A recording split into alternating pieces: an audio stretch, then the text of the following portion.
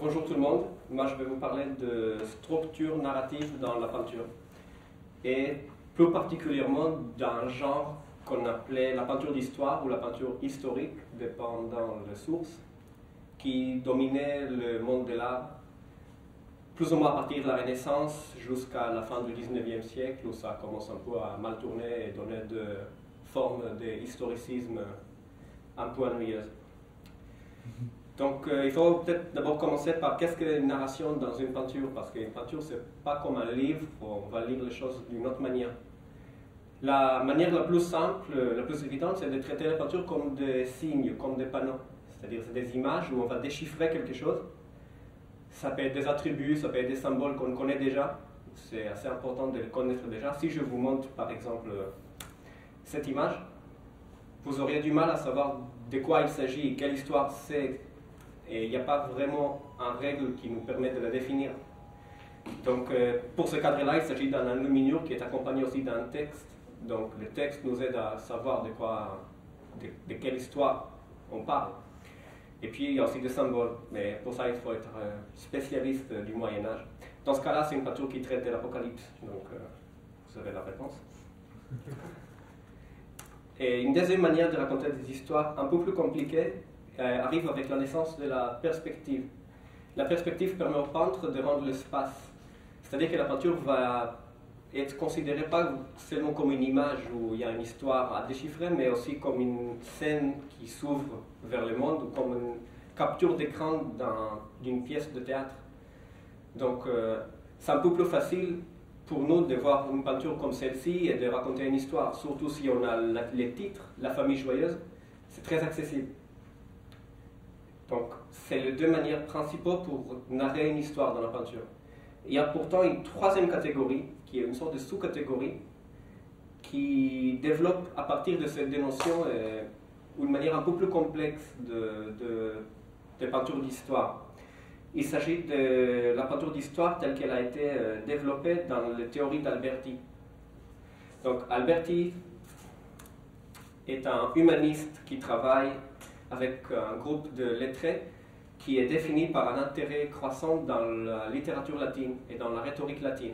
Donc ce qu'ils vont faire, c'est d'écrire, et pas comme le faisaient les écrivains de l'Antiquité qui s'adressaient à un peuple ou dans un tribunal, et ils écrivent pour eux, ils font de la poésie et des écrits sur l'art. Et leurs écrits sur l'art sont, dans la plupart des cas, des descriptions de peinture, où ils essayent de répertorier la peinture dans des genres.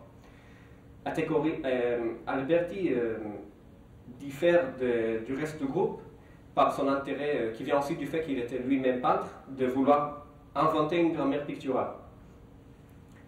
Et ça a été, je vous envoie aussi à la recherche de Baxandal, qui travaillait sur les recherches de Quattrocento et les humanistes à la recherche de la composition. Voilà. Alberti propose pour la première fois de l'histoire de voir dans la peinture une grammaire qui lui est propre. C'est déjà mettre de la peinture dans le même niveau que la poésie et de les voir comme un art majeur. Il transpose des organisations grammaticales d'un texte rhétorique qu'à l'époque tous les lettrés connaissaient, sauf qu'il va essayer de voir comment est-ce qu'on peut trouver ce mécanisme dans la peinture. Il voit donc dans la peinture un langage, et le but de ce langage serait de raconter une histoire, et il appelle ça la storia, ou la composition. Le modèle de composition d'Alberti est basé sur une mise en place des éléments selon une hiérarchie très rigoureuse, comme on peut voir ici. La composition, qui est le tableau dans sa totalité, est composée de corps, et les corps sont composés des membres, et les membres sont composés de surfaces pleines.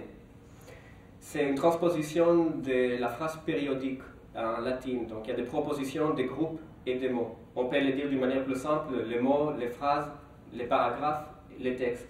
Tout ça va donner dans la peinture une histoire.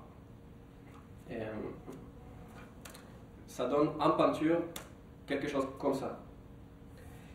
Ça commence par les mots. Qu'est-ce que sont les mots? Les mots sont les éléments les plus petits dans l'hierarchie d'Alberti dans la manière de raconter une histoire. Dans la peinture, ce sont les gestes et les visages. C'est les éléments les plus détaillés et sur lesquels les peintres travaillent le plus de temps. C'est intéressant aussi de noter que pour Alberti, les détails n'est pas seulement un élément où il y a plus de détails, mais c'est vraiment un endroit où on va s'attarder plus de temps, puisqu'il y a plus de détails. C'est-à-dire que ce n'est pas juste une description plus minutieuse, mais c'est aussi une condensation du temps dans un moment de l'espace. C'est-à-dire qu'il faut abandonner, selon cette conception, la peinture comme une fenêtre qui s'ouvre vers le monde, et avoir comme une composition qui condense des éléments selon un certain rythme.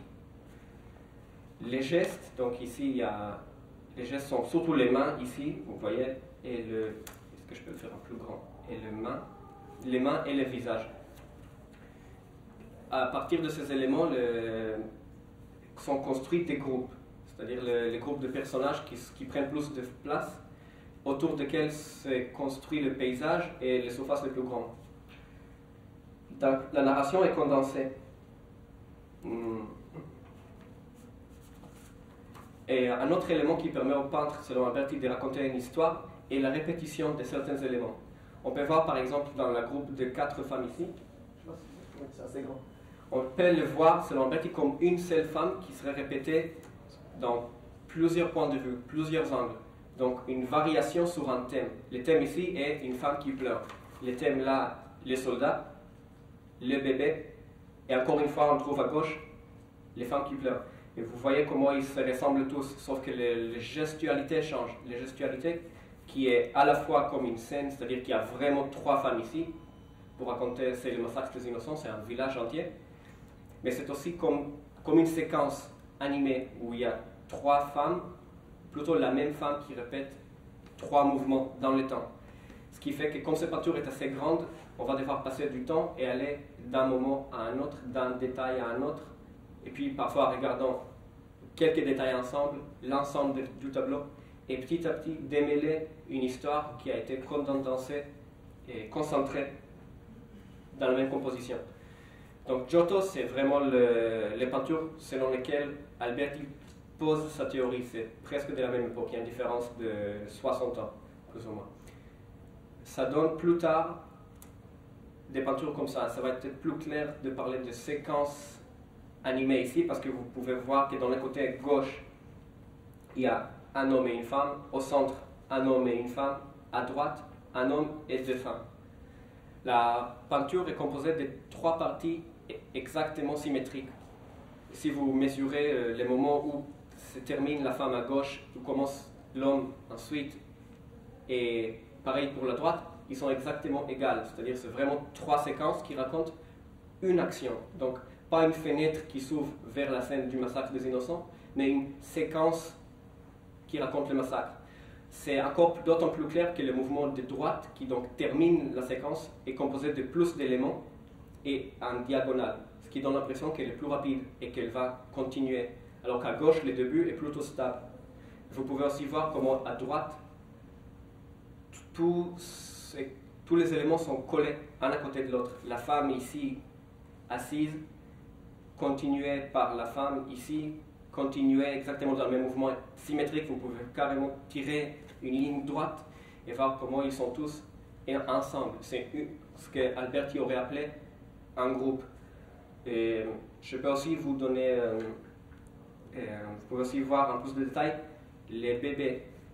Et on peut très facilement, avec le regard moderne qui est déjà habitué à l'animation et au futurisme, voir une répétition d'un bébé varié dans 4 points de vue. Donc c'est à la fois une recherche dans l'espace et aussi dans le temps. Comment est-ce qu'on va essayer de donner l'impression d'un mouvement ou d'une scène qui se déroule.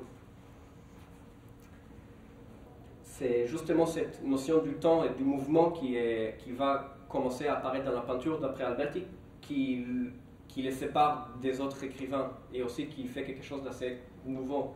Nous aujourd'hui, quand on voit les peintures, ce n'est pas quelque chose qu'on a dans la tête. Et, malheureusement, ce genre pictural n'a pas eu beaucoup de succès. Il y a certains peintres très très précis qui le mettent en place et c'est des règles vraiment très compliquées. La lecture d'Alberti n'est pas une lecture aisée. Et puis, comme j'ai déjà dit, c'est un genre qui a plutôt mal dérivé, qui a donné naissance à une forme d'académisme. Donc, il faudrait chercher qu'est-ce qui serait l'équivalence du genre de la peinture d'histoire aujourd'hui. Et c'est aussi de ça que je venais vous parler, c'est la peinture d'histoire aujourd'hui.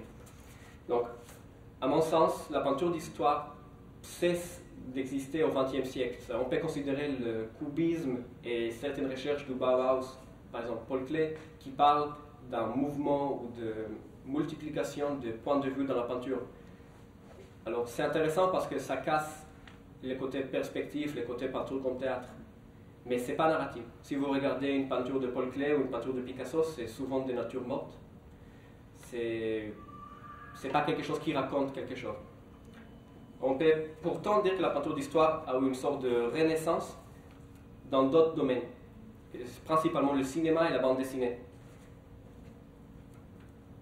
La bande dessinée, c'est assez facile, je pense qu'il ne faut pas trop s'attarder dessus. C'est une histoire qui est racontée à travers des cases et donc d'une manière fragmentée. Si dans une peinture albertienne, on a besoin de se promener les regards et de balayer l'image d'un élément à un autre pour faire défiler une sorte de narration, la bande dessinée est complètement basée sur cet élément de narration fragmentée. Chaque case raconte un moment de l'histoire, il y a pourtant une sorte de ressemblance entre les images. Et voilà. Donc on peut dire que la bande dessinée est une sorte de porte-parleur de la peinture d'histoire au XXe siècle. Et pour le cinéma, c'est un peu plus compliqué. Et c'est très à la mode aujourd'hui de parler de cinéastes picturaux. Il y a tous les ans des élèves qui font leur mémoire sur Godard, sur la peinture chez Godard. On parle dans ce cas-là souvent de cinéastes qui vont composer un plan de la même manière qu'il aurait fait un peintre. Mais c'est un peu facile pour moi de dire ça parce que tout le monde aujourd'hui, avec un appareil photo, peut bien composer des images.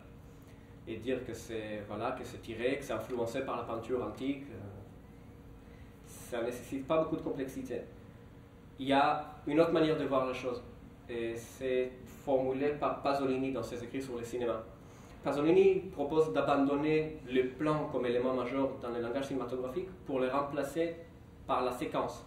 La séquence est une mise ensemble de plusieurs plans sur le même chapitre.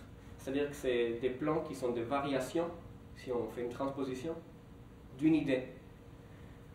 Dans ce cas-là, si on veut dire qu'un cinéaste remplace le rôle du peintre dans la manière de raconter une histoire, les caméras seraient l'œil du spectateur qui va voir sa peinture. Je vais vous donner un court exemple de Pasolini sur le massacre des innocents. Donc, vous allez voir que la composition est tout à fait désordonnée. On commence par un groupe de chevaliers, ensuite il y a vraiment une scène de massacre comme l'aurait fait n'importe quel cinéaste, c'est-à-dire énormément de personnages qui courent partout. Mais vous pouvez voir que ça commence par un focus sur des détails. C'est-à-dire on peut dire que c'est une sorte d'allégorie du spectateur qui regarde un tableau. Ensuite l'ensemble, un détail. Les portraits sont dérivés aussi de la conception albertienne des condensation de sens dans les gestes et les portraits. Pasolini d'ailleurs a été élève d'histoire de l'art et il connaissait très bien la Renaissance italienne. Donc, on peut peut-être aller plus loin. Voilà, la scène commence, la bataille commence, ils vont tous descendre. Ça, on peut dire que c'est le spectateur qui va imaginer un peu ce qui se passe. Donc, le paysage, on a le portrait, un ensemble de groupes, donc l'allégorie des soldats. Là, on a le paysage. Et vous allez voir que la caméra va commencer à faire des allers-retours d'un détail à l'ensemble de manière de plus en plus rapide, ce qui va imiter le regard d'un spectateur.